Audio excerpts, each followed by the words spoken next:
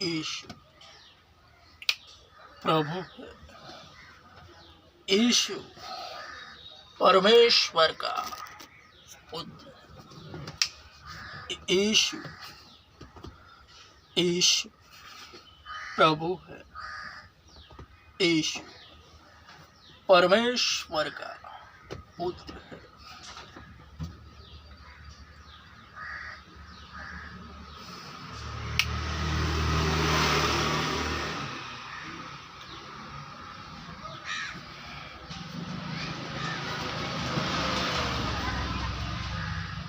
खुदा का खूबसूरत राज क्या है? खुदा का खूबसूरत राज क्या है? मसीह खुद, जिसे जानने से, पहचानने से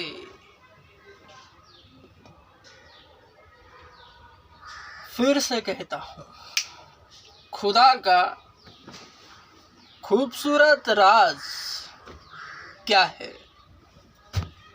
मसीह खुद, जिसे जानने और पहचानने से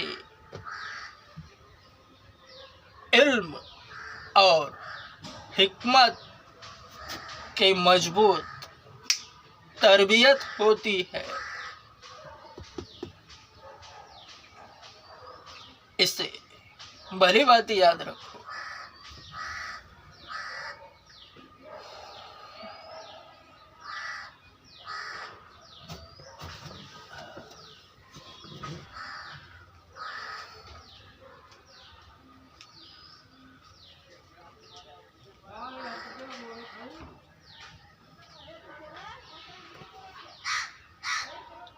प्रभु में, चर्च में जब भी जाओगे, सुसमाचार सुनने के तहत हर पल आत्मा में रहने से हर दिन त्योहार के समान है।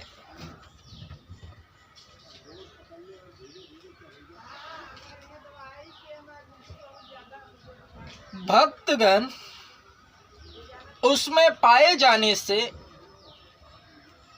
हर दिन, हर पल, हर क्षण उसका जन्म होता है।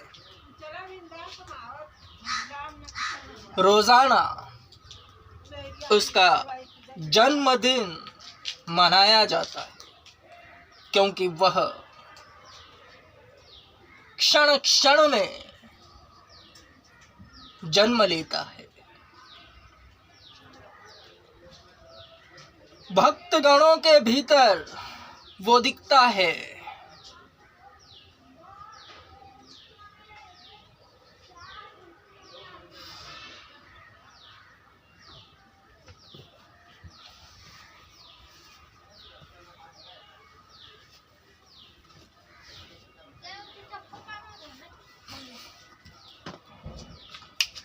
दुनियावी सारे त्योहार झूठे हैं,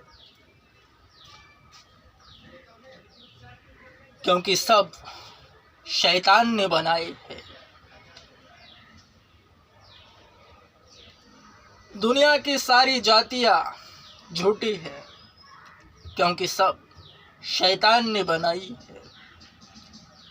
परमेश्वर खुदावंद खुदा ने इंसान को बनाया अपने हाथों से।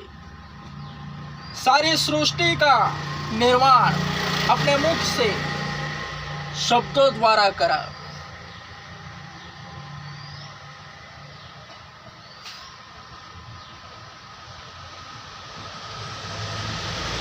सब कुछ उसी में होकर उसी की गवाही देते हैं। क्योंकि वो इकलौता है, उसके अलावा कोई नहीं। संसार उस दुष्ट के वश में है तो संसार की सारी वस्तुएं उसी को दर्शाती है। यानी दुनिया की सारी जातियां, उनके त्योहार, उनका रवैया,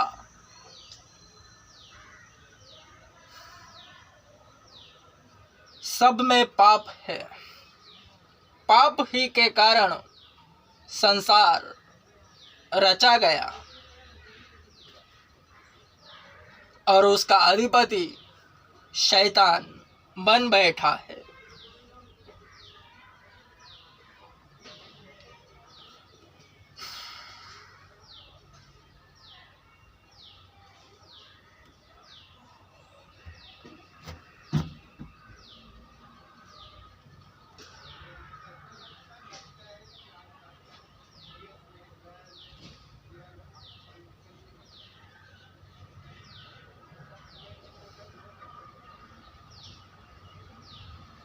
उसमें रहने से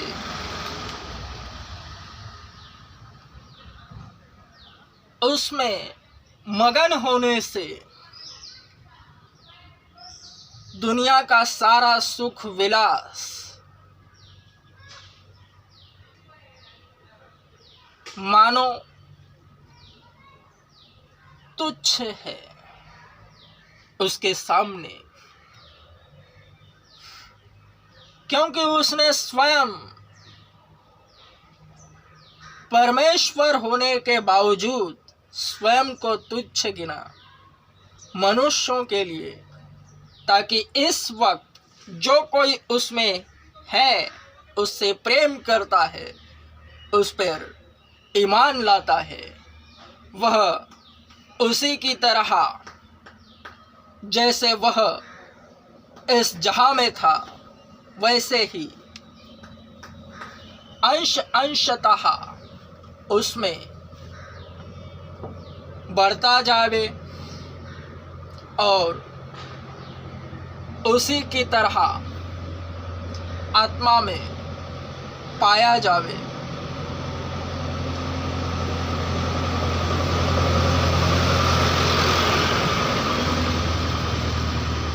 उसकी बादशाहत का पीछा करना है, बाकी सब आप ही पीछे होकर मिल जाती है, पीछे पड़ जाती है सभी दुनियावी खुशियाँ, वस्तुएं।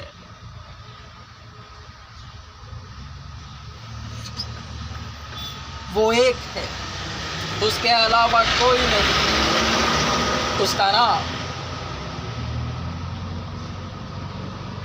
यीशु।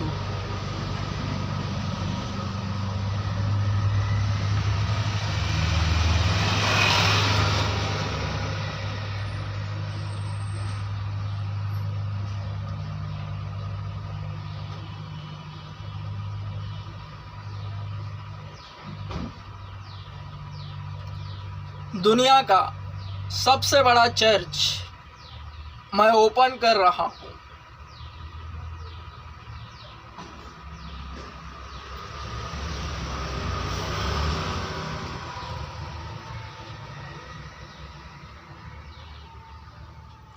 वरण हो चुका,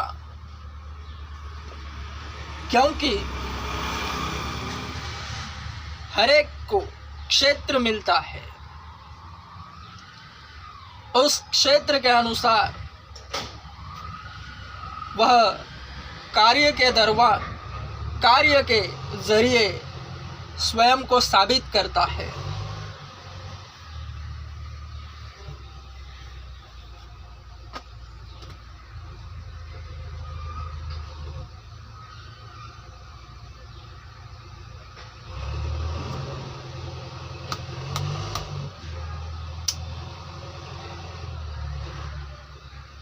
वो है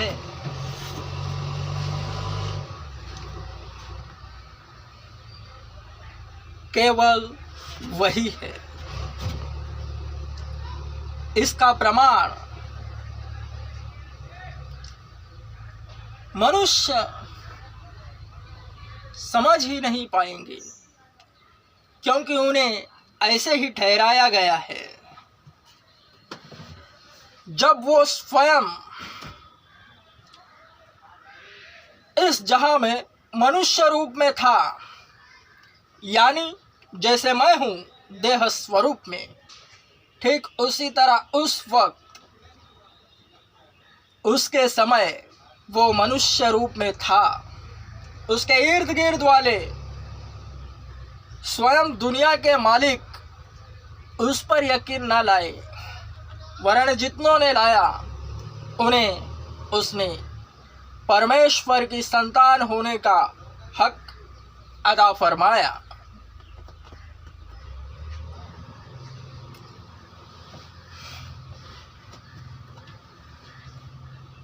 वो स्वयं इस जहां में था, उसके अपनों ने उस पर यकीन ना करा, तो इस वक्त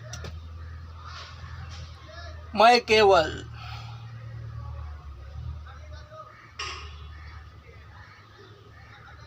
उसका चुना हुआ उसके कार्य को दर्शा रहा हूं।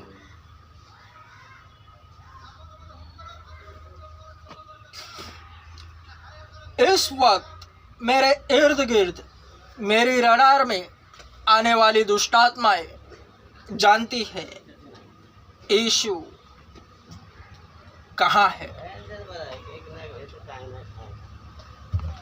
और वे स्वयं अपने मुंह से बताएंगी यीशु कहाँ है।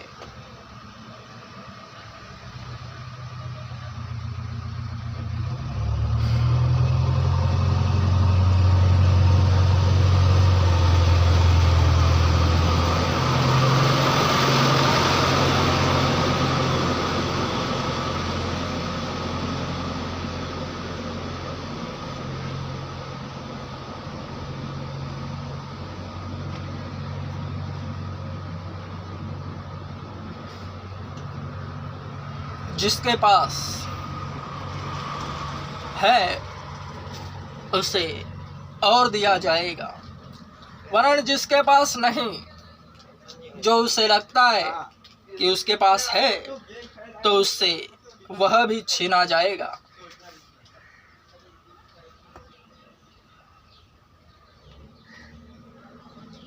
क्योंकि वचन स्पष्टक है, जो डाली फल न लावे उसे काट दिया जाता है। इस वक्त बहुतेरे हैं अंदर बाहर जो यह सोचते हैं कि मकबूल की जगह अगर हम होते तो कुछ अलग करते। मैं फिर से कहता हूँ, पब्लिक दुनिया का सबसे बड़ा चर्च जो प्रभु यीशु के आने तक कायम रहेगा, इसका दावा और दर्शन मैं स्वयं अपने मुंह से कर रहा हूं, जिसे बोलने के लिए भी केवल एक मामूली चर्च ओपन करने के लिए भी डेयरिंग चाहिए। उसके विषय बोलने के लिए भी डेयरिंग चाहिए, वरन जो है भी नहीं उसे है इस स्वरूप में मैं कह रहा हूं, क्योंकि वचन स्वयं स्पष्टक है। वो ऐसे बोलता है कि जो वस्तु है नहीं उसे मानो है। उसी वचन के तहत एवं दर्शन स्वरूप दुनिया का सबसे बड़ा चर्च मैं ही ओपन करने वाला हूँ, वरन ओपन हो चुका। क्योंकि जो थोड़े में ईमानदार है उसे और दिया जाता है, और जो मुझे मिला है उसमें खुदा बेहद खुश है, क्योंकि वचन फिर से स्पष्ट बना है। यह मेरा प्रिय पुत्र है, तुम इसकी सुनो। इसके विषय मैं अति आनंदित हूँ।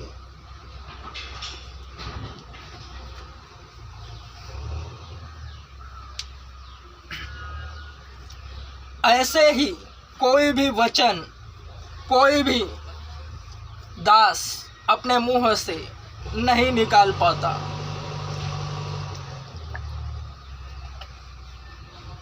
जब तक कि वह उसे नहीं पाता।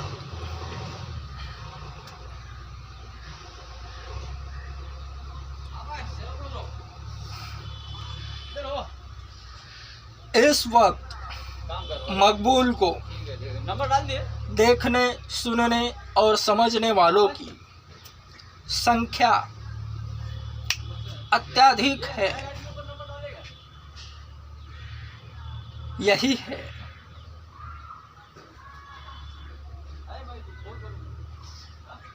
दुनिया का सबसे बड़ा चर्च मैं खुद हूँ। केवल इसे आकार देने की जरूरत है। सोशल मीडिया का सही इस्तेमाल अब जाकर मजबूत हुआ है।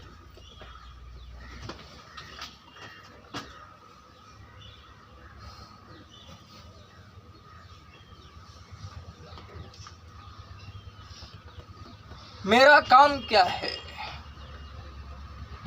यीशु के विषय बताना। मैं कौन हूँ? यीशु का दास, यह बताना। सामने वाला आवे या ना आवे, संसार की संस्कारी लैंग्वेज में समझाता हूँ। दुनिया में बहुत से फेमस व्यक्ति है, हर क्षेत्र में है। एक फेमस व्यक्ति को बहुतेरे जन पहचानते हैं, वरन उसके पास उसे मिलने के लिए उतने ही जाते हैं जितने उसके पास आकर्षित होते हैं। ठीक उसी तरह परमेश्वर की ओर से जितने लोग मुझे मिलेंगे, केवल उन्हीं लोगों को लेकर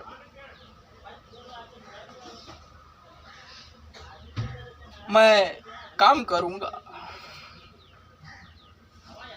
देखेंगे सभी जन, क्योंकि वचन यहाँ फिर से स्पष्ट बना है। क्योंकि देखते हुए भी ना देखे, सुनते हुए भी ना सुने, समझते हुए भी ना समझे। क्योंकि अगर मन फिरावे तो वे बचाए जाएंगे। सब कुछ वचन के तहत होता है। वचन ही परमेश्वर है, क्योंकि वचन परमेश्वर के भीतर है। आमेन। स्ट्रॉन्ग आमेन।